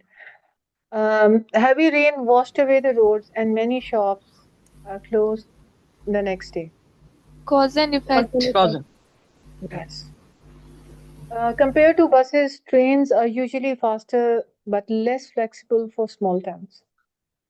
Compare and contrast. This is also problem and solution. No, compare and contrast. Only compare and contrast. हाँ, problem नहीं है बताई हुई ना, problem तो मसला होता है ना जी। यहाँ तो उन्होंने कंपेयर किया है कि Okay. बसेस और ट्रेन को कंपैरिजन करके दिखाया है। ठीक है, अच्छा। Fruits at market includes mango, banana, जी। Apple, flower and pomegranate. जी, Listing and classification. Yes, good. If it's the But same what is, person, if excuse it's me, the what is same this? person again and again, तो please आप खामोश रहिए, let others say. ठीक है? ठीक है। जी सबीना, आप कुछ कहना चाह रही थी? जी, मुझे स्पेटियल सवाल आप पूछ रहे हैं। ऑर्डर, स्पेटियल ऑर्डर का मुझे समझ में नहीं आया ये। I knew this was classification, लेकिन स्पेटियल ऑर्डर क्या होता है? स्पेस ऑर्डर होता है जहाँ पे आपको ना चीजों का ऑर्डर बताया हो कि कौन सी चीज कहाँ रखी है। Okay okay. ठीक है, जैसे आप कमरे में एंटर होते हैं तो आपको बताओ कि आप मतलब एक कहानी आप पढ़े, उसके अंदर ना किसी कैरेक्टर का ना कमरा दिखाया गया, और वो कमरा जो आप ना राइटर लिख रहा है कि मैं दरवाजे पे खड़ा, तो जैसे ही मैंने दरवाजा खोला मेरे उल्टे हाथ पे बेड था, बिल्कुल मेरे सामने खिड़की थी। ये दिस इज स्पेस हाँ एक्सप्लेन कर रहा है। ठीक है, इसको एक्सप्लेन करने के बाद ना वो आपको एम्बियंस भी एक्सप्लेन करता है, एनवायरनमेंट भी एक्सप्लेन करता है, वाज इट ग्लूमी और डार्क और वेल लिटेड, ये भी एक्सप्लेन ठीक करते हैं, ये भी ठीक। डिस्क्रिप्शन में आती है सारी चीजें। ठीक है, okay thanks. okay, from the screw gate, walk straight to the library. The playground Process is on the right.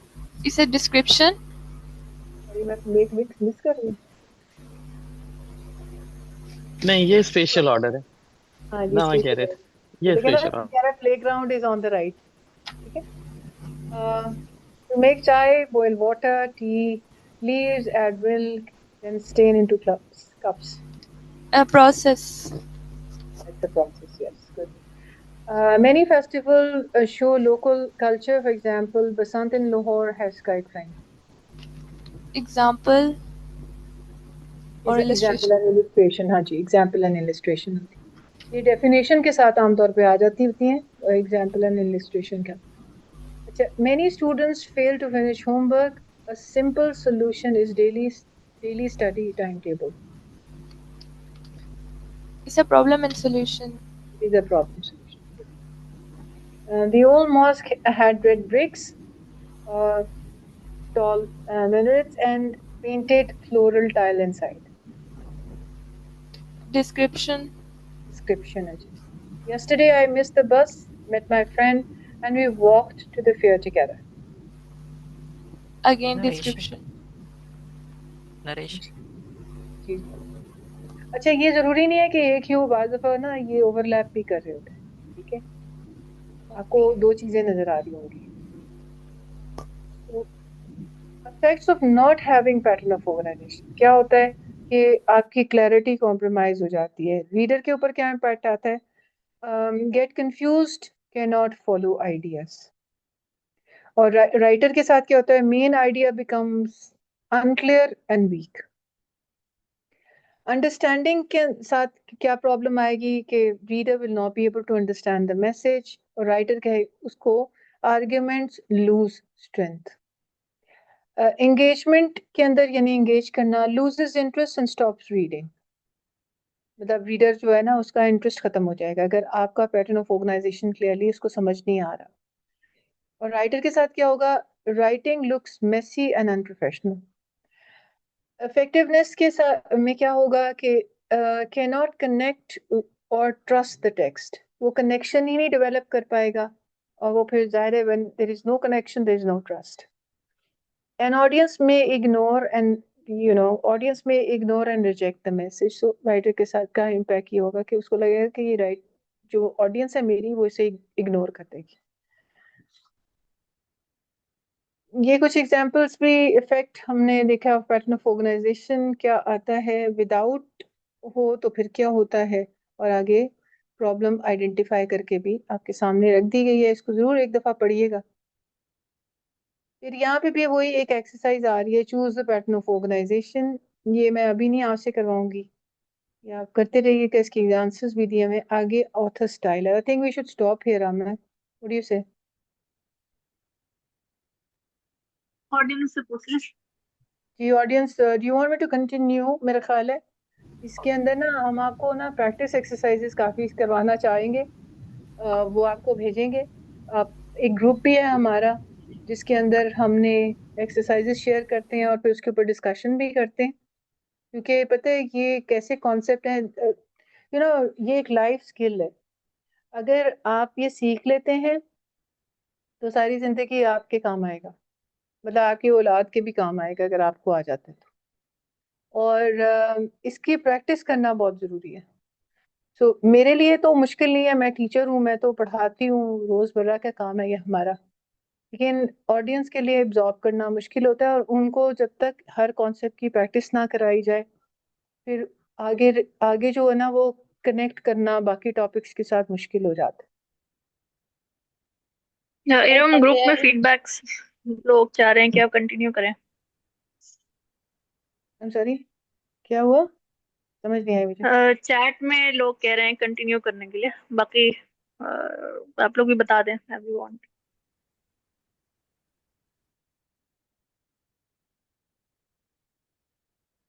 अच्छा, कितने परसेंटेज है लोगों की? अगर कोई ऐसा चाह रहा है कि रोक दिया जाए, ये भी बता दें।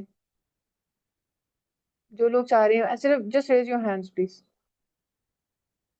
नहीं है, इसका मतलब है कि हम कंटिन्यू करें, ठीक है। जी जी, लेट्स कंटिन्यू। अच्छा, हम ऑथर स्टाइल को पढ़ते हैं। ऑथर स्टाइल क्या होता है? The way the writer, he or she uses words to make the ideas come live on the page. Style आमतौर पे एक ऐसा तरीका लिखने का होता है जिससे राइटर आपको ये महसूस करा देता है कि जो चीजें मैं कह रहा हूँ ये एक्चुअल में हो रही है। आपको ऐसे लगता है, आपको लगता है आपके दिमाग में ना एक फिल्म चलनी शुरू हो गई है, ठीक है। सो ऑथर स्टाइल के अंदर इम्पोर्टेंट चीज होती है कि वो किसके लिए लिख रहा है, ठीक है। बच्चों के लिए लिख रहा है, टीनेजर्स के लिए या एडल्ट्स के लिए, ठीक है। ऑथर की अपनी वॉइस, बाद दफा राइटर क्या करते हैं कि ना वो, जैसे हमारे यहाँ भी रिसर्च कर रहे होते हैं तो जब एविडेंस देते हैं तो अपनी वॉइस को इग्नोर कर देते हैं कि वो, मतलब आप मुझे जितने मर्जी जगह से उठा के फलां इमाम ये कहते हैं वो ये कहते हैं, आप क्या बात करना चाह रहे हैं? आप इतने इमामों की बात कर रहे हैं लेकिन आप कम्युनिकेट क्या करना चाह रहे हैं? दैट इज योर वॉइस, ठीक है। फिर तीसरी चीज आती है यॉनरा। यॉनरा के बाद पोइट्री करते हैं, लिखते हैं, कोई शॉर्ट स्टोरीज लिखते हैं, कोई ड्रामास लिखते हैं। ये डिफरेंट यॉनरास हैं लैंग्वेज के, ठीक है। पर्पस पीछे हमने बहुत डिटेल में पढ़ा है। आपको ऑथर के स्टाइल के अंदर उसका पर्पस क्लियर होना चाहिए।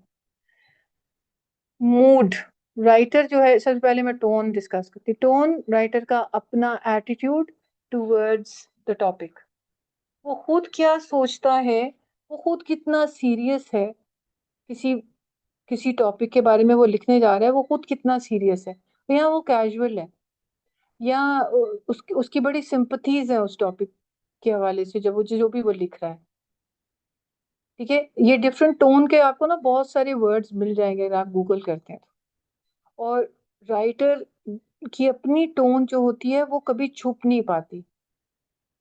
अब देखें, आपने हमें पिछली दफा भी एक दफा किसी ने क्वेश्चन पूछा था कि कोई एग्जांपल दे, तो ये इसकी एग्जांपल मैं आपको ऐसे नहीं दे सकती क्योंकि देखिए एक्सटेंडेड पीस ऑफ टेक्स्ट होता है जिसके अंदर ऑथर के स्टाइल को स्टडी किया जाता है और वो देखा जाता है कि इसने ये वर्ड इस तरह से लिखा है तो इसका ये स्टाइल है, सॉरी टोन है। जैसा मार्केटिंग स्टाइल के अंदर चीजें लिखी जाती हैं जो बहुत परसुएसिव नेचर की होती हैं, और राइटर बकायदा उस स्टाइल को अडॉप्ट करता है मार्केट करने के लिए, चीजों को बेचने के लिए। मूड होता है राइट, अच्छा, जो टोन होती है ना वो राइटर से ताल्लुक रखती है ज्यादातर। यानी अल्फाज ऐसे इस्तेमाल करें जो कि आपको बता रहे हैं कि राइटर खुद इस टॉपिक के बारे में जिस पे भी वो लिख रहा है, कि जैसे ब्लास्फेमी के बारे में लिख रहा है तो वो खुद उसके बारे में क्या सोचता है। अब वो जितना भी नेगेटिव हो और पॉजिटिव पोर्ट्रे करने की कोशिश करे, उसके कुछ ना कुछ अल्फाज मुंह से ऐसे निकल जाएंगे जो कि या उसके राइटिंग में आ जाएंगे, जिससे आपको उसकी वो जो झूठ है वो आपके सामने आ जाएगा। ये वो चीज है जो कि छुपाई नहीं जा सकती। ये तो राइटर से ताल्लुक रखती है। मूड है वो एनवायरनमेंट जो वो रीडर के लिए क्रिएट करता है, ठीक है। क्रिएट करता है ऐसे अल्फाजों को कि वो आप वो बिलीव करें जो वो बताना चाह रहा है, आपको महसूस करें जो वो आपको महसूस करवाना चाह रहा है, ठीक है। फिर इसके बाद आता है सेंटेंस फ्लुएंसी, यानी एक सेंटेंस से दूसरी तरफ जाते हुए एक ट्रांजिशन कैसे करता है, किस तरीके से एक आइडिया को दूसरे आइडिया से कनेक्ट करता है। कितनी खूबसूरती से, कितने फिलोसॉफिकल तरीके से। फिर आता है सेंटेंस की वैरायटी, किस तरह की वो इस्तेमाल करता है। मतलब सेंटेंस वैरायटी क्या होती है, इसके अंदर हम कहते हैं कि राइटर जो है वो एक्टिव वॉइस इस्तेमाल करता है, पैसिव करता है, direct you know direct indirect, इस तरह की कुछ वैरायटी ऑफ लैंग्वेज उसने यूज की होती है। फिर इसके बाद आता है चॉइस ऑफ वर्ड्स। ये तो पीछे भी मैंने आपको कहा कि हर चीज के साथ कनेक्टेड है चॉइस ऑफ वर्ड्स। ठीक है, जैसे छोटे बच्चों के लिए अगर हम ऑडियंस देखते हैं ना, तो चॉइस ऑफ वर्ड छोटे बच्चों के लिए बहुत ही सिंपल चीजें डिस्कस की जाएंगी और सिंपल वर्ड्स के अंदर की जाएंगी। तो लैंग्वेज चॉइसेस भी है। अगर बहुत ही फॉर्मल राइटिंग, जैसे हम कहते हैं ना कि राइटर ऑथर का स्टाइल बड़ा फॉर्मल है, तो इसका मतलब है कि उसके चॉइस ऑफ वर्ड जो है ना वो बहुत ही जैसे एक है सीक्रेट और कॉन्फिडेंशियल। अब ना confidential is a formal word and secret is informal word. तो if the writer is writing confidential, मतलब ये है कि उसका बड़ा ताल्लुक जो है ना अपनी ऑडियंस के साथ, वो किस किस्म का है, बड़ा फॉर्मल किस्म का। हाँ, देखिए कि आप बच्चों से बात करते हुए अपनी लैंग्वेज को चेंज कर लेते हैं। Make it you while talking to them, you make your language very simple. ठीक है, सो हर एज के एक खास कॉग्निटिव डेवलपमेंट जिस हिसाब से चलती है, उसी हिसाब से लैंग्वेज यूज होती है। फिर सेंसरी लैंग्वेज। सेंसरी लैंग्वेज होती है, 5 सेंसेस है हमारे। सेंस ऑफ टच है, टेस्ट है, स्मेल है, हियरिंग है एंड और कौन सी, स्मेल है। तो ये सारे 5 सेंसेस ऐसे हैं जो कि हमें ना इस तरह के अल्फाज राइटर यूज करता है कि हम वो महसूस कर सकें। ठीक है, writer will make you you know smell what he is smelling, will make you taste what he is tasting, will make you touch what he is touching. So writer will make you actually hear what the sounds that writer is hearing. तो इसका ये इतना खतरनाक तरीके से बाज़ दफ़ा इस्तेमाल की जा रही होती है सेंसरी लैंग्वेज, खासतौर पे नॉवेल्स के अंदर, कि जैसे मैंने शायद पहले भी जिक्र किया था, पोर्नोग्राफी जितनी रिटन कंटेंट के अंदर खतरनाक है, इतनी विजुअल खतरनाक नहीं। क्यों? क्योंकि आप रीडर को उस पूरे प्रोसेस से गुजार रहे हैं, वो खुद महसूस कर रहा है, जबकि विजुअल देखते हुए वो खुद कुछ भी महसूस नहीं कर रहा। तो ये सेंसरी लैंग्वेज का कितना अच्छा और कितना बुरा इस्तेमाल किया जाता है, आप भी मेरे से ज्यादा जानते हैं शायद। ठीक है, स्टाइल की इम्पोर्टेंस क्या है, ये पर्सनालिटी रिफ्लेक्ट कर देती है राइटर की, और उसकी यूनिक वॉइस, चॉइस और टोन बता देती है। एग्जाम्पल, फॉर्मल स्टाइल है, कैजुअल स्टाइल है, या क्या, ये आपकी क्लैरिटी को इफेक्ट करती है कि आप यानी कितना सिंपल, यानी clear simple style makes ideas easy to understand and confusing style can make the meaning hidden. Some people have a style of writing in a circular way, वो गोल गोल बातें करते हैं। ठीक है, वो इतना क्लियरली वो अपनी राइटिंग को ना इतना एक्सप्लिसिट नहीं रखते। ये आपके जर्नलिस्ट बाज़ दफ़ा ऐसे करते हैं, सारी चीजें आपके सामने रख देंगे लेकिन मेन बात नहीं करेंगे। फिर आपको कहेंगे they leave it to the reader to decide कि क्या आपको जो समझ आती है समझ लो। फिर mood and emotions, style sets the feeling, यानी senior serious, funny, dramatic, persuasive, so matches the purpose of the audience. So persuasive ऐसे जो होते हैं वो ये तमाम यानी न्यूज़ रिपोर्ट्स है या and a story all need different styles to read their readers effectively. ये ऑडियंस और पर्पस को हम पीछे भी खासा डिस्कस कर रहे हैं। strengthens impact, style helps the writer convince, inform, entertain in a powerful way. ठीक है, सेंस आमतौर पे जो स्टाइल के अंदर जो 4-5 चीजें इंपॉर्टेंट होती है वो होता है चॉइस ऑफ वर्ड्स हैं, मतलब डायलॉग्स हैं, सेंसरी लैंग्वेज है, टोन है, मूड है। ठीक है, अगर राइटर मतलब किस तरह से स्टाइल जो है वो हेल्प करता है रीडर को और राइटर को। रीडर को कैसे हेल्प करता है जी? Makes ideas clear and easy to follow. And it creates a right mood and emotion, any serious, funny, or persuasive, जो भी हो. Keeps the reader interested and engaged, and it helps the reader understand the message correctly and makes the text memorable and meaningful. Writer जो होता है वो it helps helps the writer express the thought in a best possible way, and it also builds a unique voice and identity, matches the purpose and audience, inform, persuade, entertain, increases the impact and power of writing, allows the writer to connect with the reader effectively. Important होता है ये बात कि किस तरीके से वो क्यों कौन कौन से अल्फाज चुनेगा, कैसे इस्तेमाल करेगा. ये आप जितना लिटरेचर पढ़ते हैं वो बेसिकली स्टाइल के ऊपर बहुत ज़्यादा डिस्क्रिप्शन देते हैं कि राइटर का ये स्टाइल फॉर्मल है, इनफॉर्मल है. इसके अंदर भी अल्फाजों को देखा जा रहा है हर एंगल से. ठीक है, तो आपको अपना जो लेंस है रीडिंग के दौरान भी और अपना लिखा हुआ राइटिंग के दौरान भी जो चॉइस है लेंस को चेंज करना पड़ेगा. गौर से देखें कि इसका इम्पैक्ट रीडर पे क्या आएगा. आपने तो एक बात कह दी लेकिन रीडर इसको पढ़ के क्या समझेगा. अगर वो आपसे डिसएग्री करेगा तो किन पॉइंट्स पे डिसएग्री कर सकता है, वो कौन सा आर्ग्यूमेंट है जो आपका सबसे वीक है. आपने स्टाइल के अंदर आपने स्टाइल में कुछ ऐसी बातें कर दी हैं जो इंतहाई बाइस्ड है. आपने स्टाइल इस किस्म का अडॉप्ट किया. ठीक है. अच्छा, क्लूज क्या होते हैं जहां से आपको पता चल जाता है. वो डिक्शन है यानी वर्ड चॉइसेस है. सिंटैक्स है यानी सेंटेंस का स्ट्रक्चर कैसा होता है, यानी हाउ सेंटेंसेस आर बिल्ड, यानी शॉर्ट है, लॉन्ग है, सिंपल है, कॉम्प्लेक्स एंड वेरिड है. चॉइस ऑफ वर्ड्स के अंदर सिंपल, फॉर्मल, इमोशनल, स्लैंग या टेक्निकल वर्ड, किस किस्म के अल्फाज इस्तेमाल कर रहा है. टोन के अंदर ऑथर का एटीट्यूड है टूवर्ड्स द सब्जेक्ट और reader, and mood ka feeling the writer creates in the reader, and imagery and sensory language appeal the five senses, and then figurative language जिस तरह simile है, metaphor है, personification है, symbolism है, writer use करता है. classroom was a zoo, तो ये metaphorically लिखा गया. point of view, perspective, first person, second या third, ये पीछे भी हमने डिस्कस किया था. वॉइस है unique personality of the writer, वो अपनी जैसे शेक्सपियर है, डिकन है, ये इनकी अपनी यूनिक वॉइस है.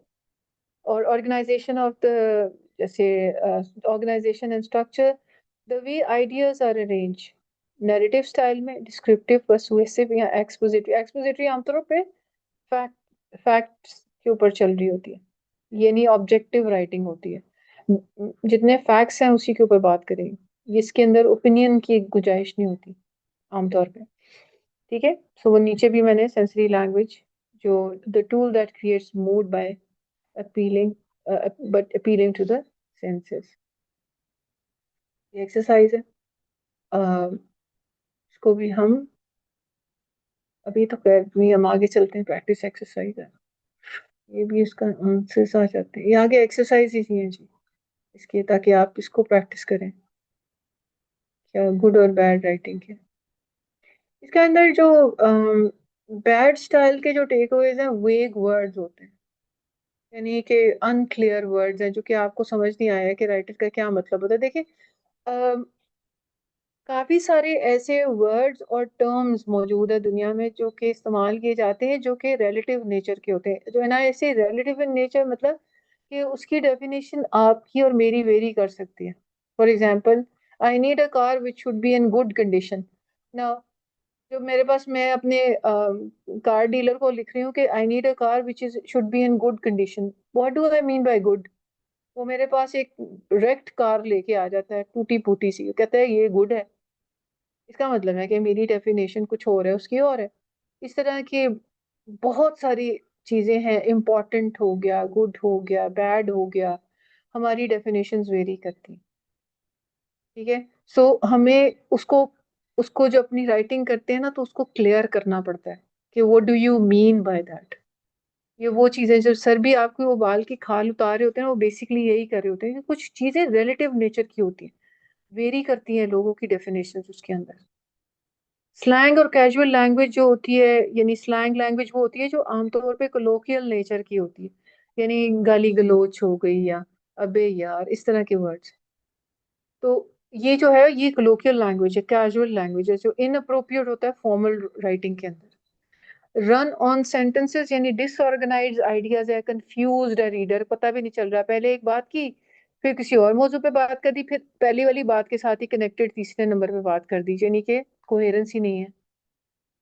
रेपिटेशन है, वीकन्स द आर्ग्यूमेंट और एक्सप्लेनेशन, ये आपका आर्ग्यूमेंट, अगर एक ही बात को बार बार आप रिपीट कर रहे हैं तो आपकी आर्ग्यूमेंट जो है वो वीक हो जाएगी।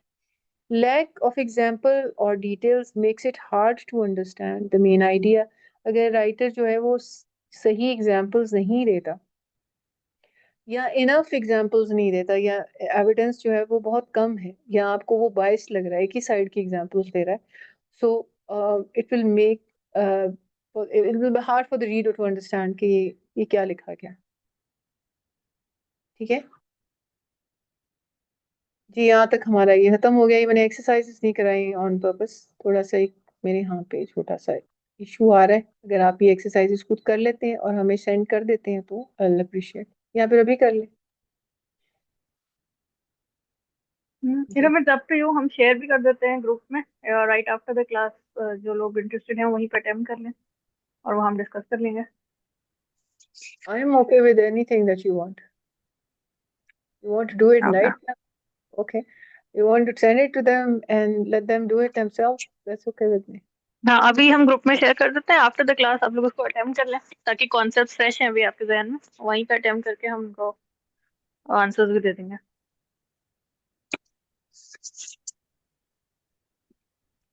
Is everybody okay with that? There are only few people left. हाँ इसीलिए नहीं, एंड करते हैं भाई, मैं भी कह रही हूँ। Yes, people are okay with it.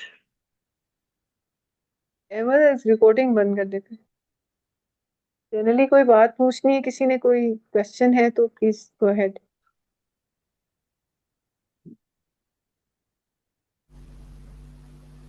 Ma'am मैंने एक क्वेश्चन पूछना है। ये तो हम ये हम सीख रहे हैं कि आर्टिकल कैसे लिखना है, लेकिन मेरी जो इंग्लिश है वो उसकी स्किल्स भी अच्छी नहीं है, तो मुझे कुछ टिप्स बताएं जो मैं डेली बेसिस पे प्रैक्टिस करूं जिससे मेरी इंग्लिश भी अच्छी हो जाए।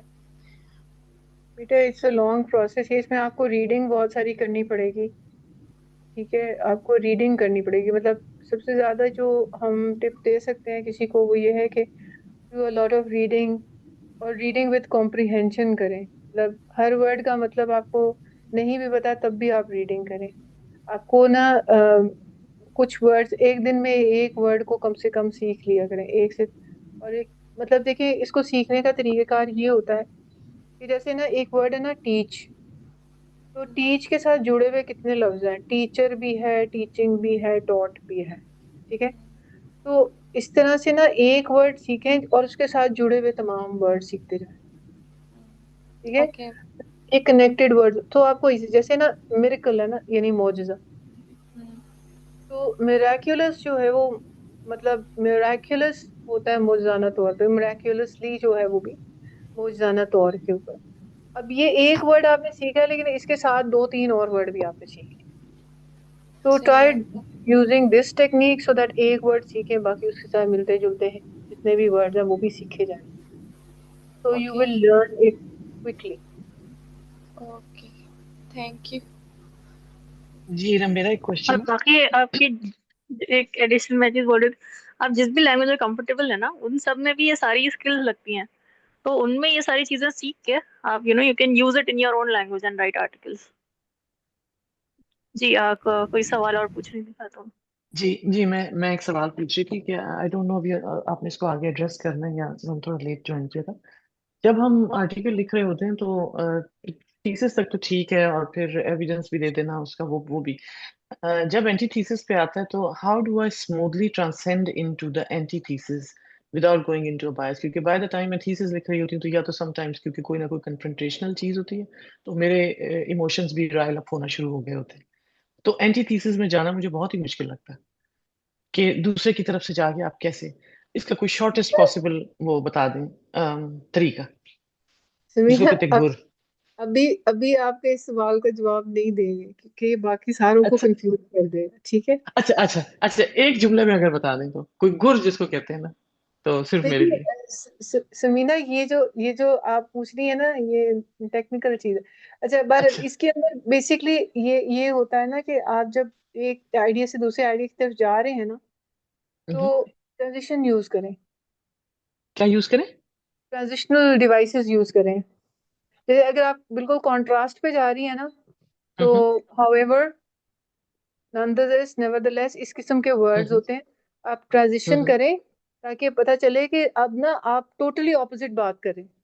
मेरे को ना, he is very, he is a very intelligent child, अब बट क्या है, ट्रांजिशन है, tends to hmm, make careless mistake. वो पहले मैंने तारीफ की, पर उसके बिल्कुल ऑपोजिट बात कर। ठीक। वो मैं करती हूँ, बट मैंने बताया ना, जैसे मुझे मैं न्यूट्रल नहीं रह पाती हूँ, ऐसा कहते हैं। तो उसको कैसे कैसे कर किया जाए? आपने फैलेसी बाइसेस पढ़े हुए हैं समीना? जी जी, जी जी पढ़े हैं, जी पढ़े हैं। तो आपको पहले तो वो वाला लेंस सेट करना पड़ेगा न्यूट्रल रहने के लिए। हमने वैसे आज हम ना क्लास ग्रुप में करवाई है कुछ एक्सरसाइजेस, हमने जी, कुछ हाँ, आज मैंने थोड़ा हमने ब्रीफ ज्वाइन किया था। न्यूट्रल कैसे, हाँ मैं हम फिर ठीक से शेयर कर देंगे, आप ग्रुप ज्वाइन कर लें, आई शेयर इट।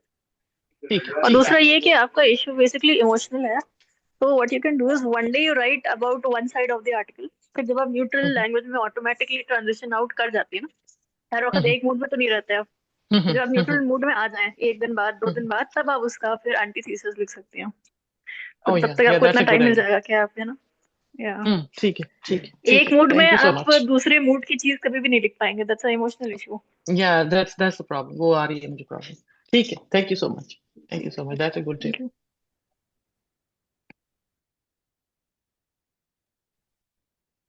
कोई और क्वेश्चन हो तो पूछिए।